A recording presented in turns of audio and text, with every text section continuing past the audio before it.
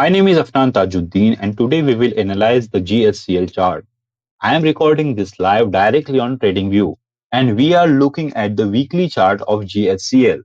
I have added my demand and supply zones Lite indicator, which is free, as well as my volume breakout indicator to this chart for better understanding. As you can see, the stock was in stage 1 accumulation phase until around 2020.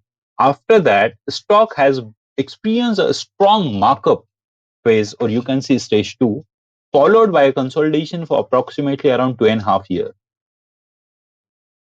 We can call it reaccumulation. On 20th August, the stock broke out with huge volumes, but the breakout didn't sustain and the price came down with big red candles. However, these red candles did not show any significant volumes. The price later reversed, which I would call a flush. For conventional breakout traders, this appeared as a perfect breakout with volumes, but the subsequent top likely hit most of their stop losses, creating the flush scenario.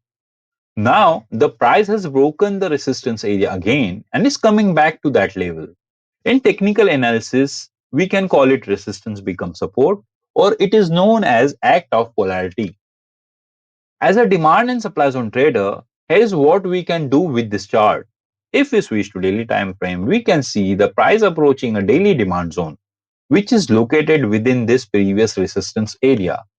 Before even reaching the proximal line of this demand zone, the price reversed slightly but remained close to that level. This rally-based rally demand zone offers a high probability trading opportunity because the zone is nested inside the previous resistance area, which now act as a support. While conventional traders focus on retesting breakouts, but we demand and supply zone traders look for trades directly from these zones. This is a clear opportunity to plan a trade as a pullback into such nested demand zones because they can lead to significant moves. Please note, this is just for educational purpose to show how I analyze chart and plan trade using demand and supply zones on retest of breakouts. Personally, I enjoy this kind of setups because they align perfectly with demand and supply zones methodology. And pullback like this can provide excellent trade setups. So that's all for today. Thank you for watching.